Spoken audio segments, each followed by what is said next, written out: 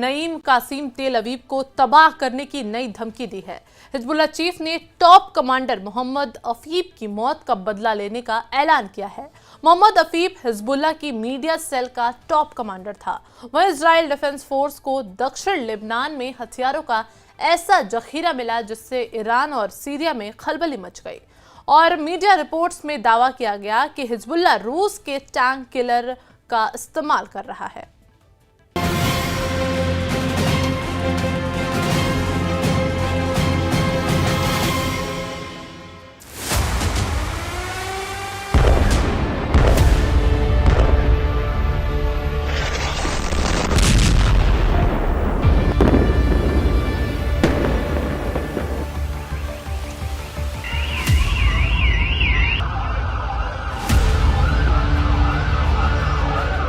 जंगी jet से बरसे बारूद से बर्बाद हो रहा लेबनान।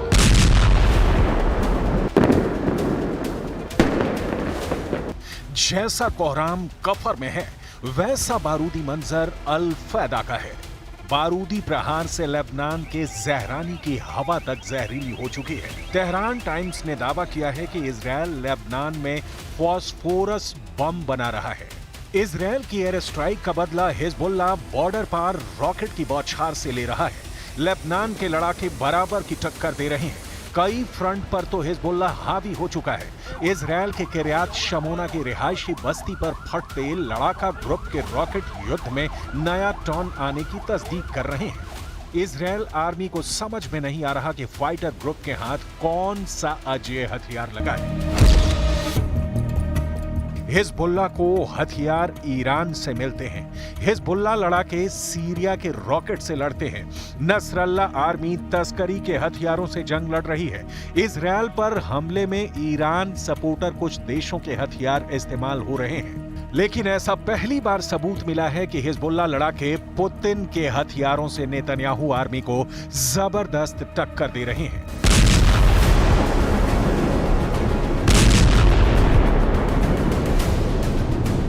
ये पर्दाफाश खाड़ी युद्ध के सबसे विस्फोटक रुख अख्तियार करने की मुनादी है।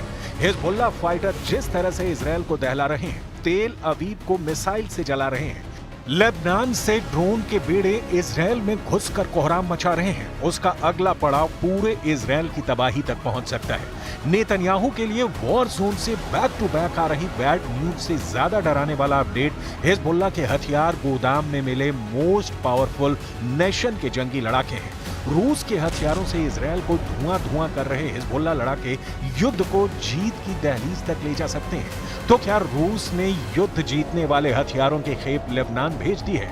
क्या ईरान से सीक्रेट डील के तहत रूस हिजबुल्लाह को हथियारों की सप्लाई करने लगा है? या फिर प्रेसिडेंट पुतिन की जानकारी में खाड़ी युद्ध में मेड इन मॉस्को हथियारों के धमाके सुनाई दे रहे हैं? सच क्या है? हिजबुल्लाह के पास कौन कौन से रूसी हथियार हैं? नसरल्लाह आर्मी क्या रूस की लॉन्ग रेंज मिसाइल भी जुटा चुकी है? अपडेट डरावना है, नेतन्याहू के लिए खौफनाक है। लेबनान में युद्ध में उलझी इजरायली सेना के लिए सदमे से कम नहीं है। उधर गाजा फ्रंट पर भी इजरायल जोरदार झटके महसूस कर रहा है, जहां हमास लड़ाकों ने इजरायल के रिजर्व सैनिकों को ढेर कर दिया है।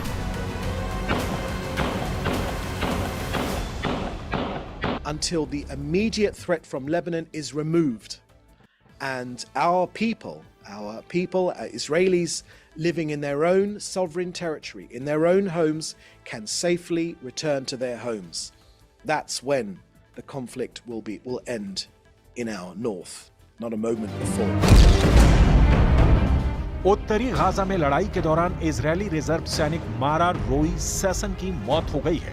इस झड़प में केफिर ब्रिगेड के नैशोन बटालियन के कमांडर लेफ्टिनेंट कर्नल योएल ग्लिकमैन भी जख्मी हुए हैं। टाइम्स ऑफ इजराइल की रिपोर्ट के मुताबिक सेसन गाजा और उसके आसपास के ऑपरेशन में मारे जाने वाले 379वें इजरायली सैनिक हैं।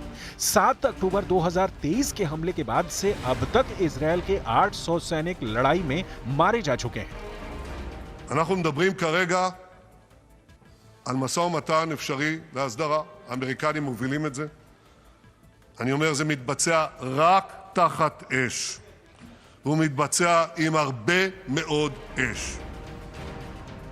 इस बीच इजरायल की जेल में बंद हमास फाइटर से मिले खुफिया इनपुट से नेतन्याहू कैबिनेट दहल गई है।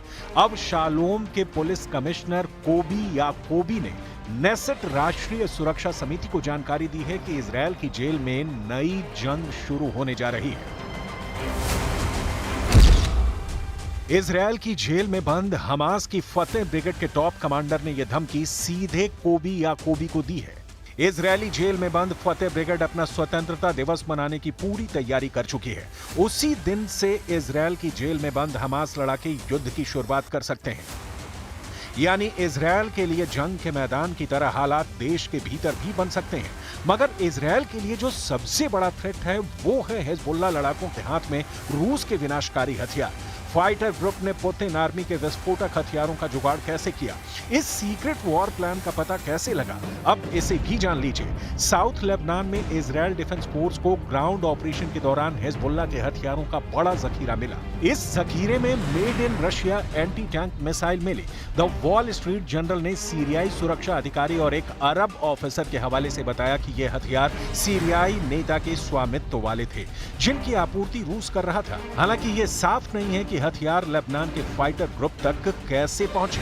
सीरिया के सिविल वॉर में रूस और हिजबुल्लाह दोनों राष्ट्रपति बशर अल असद की तरफ से युद्ध लड़ रहे थे। रिपोर्ट में दावा किया गया है कि इजरायली सेना के अनुमान से बड़ी संख्या में खतरनाक हथियार मिलने से आईडीएफ में हड़कंप है।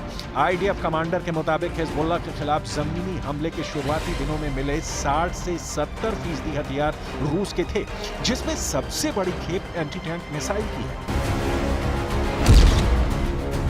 हिजबुल्लाह के पास रूस की कॉर्नेट एंटी टैंक गाइडेड मिसाइलें मिली हैं। रूस ने कॉर्नेट मिसाइल को 1994 में लॉन्च किया था। इसे 9M133 मिसाइल के नाम से भी जाना जाता है, जो कि 9P1631 ट्राइपॉड लॉन्चर और 1PN791 थर्मल साइट के साथ मिलकर 9K13P मिसाइल सिस्टम बनाता है। इसे सिर्फ 2 सैनिकों के जरिए इस्तेमाल किया जा सकता है। कॉर्नेट मिसाइल फायरिंग पोजीशन से ट्रांसफर में 1 मिनट से भी कम समय लेती है। हर 1 सेकंड में मिसाइल सिस्टम अगले शॉट के लिए रेडी हो जाती है। אני רוצה שתדעו שצה"ל במקביל עובד חזק מאוד. היום תקפנו כבד מאוד בביירות, בדחיה, מטרות של חיזבאללה. אנחנו תוקפים בעומק ואנחנו תוקפים הרבה מאוד בסוריה ובגבול סוריה-לבנון כדי שלא ייכנס לחיזבאללה המלאך.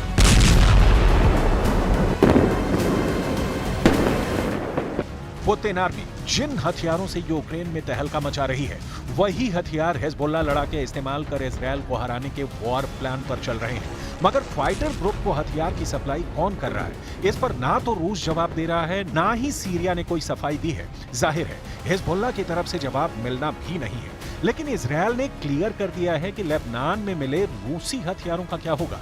इजरायल के डिप्टी विदेश मंत्री शेरेन हास्केल ने लेबनान, गाजा पट्टी और वेस्ट बैंक में आईडीएफ की ओर से जब्त किए गए किसी भी रूसी हथियार को यूक्रेन को देने का प्रस्ताव रखा है।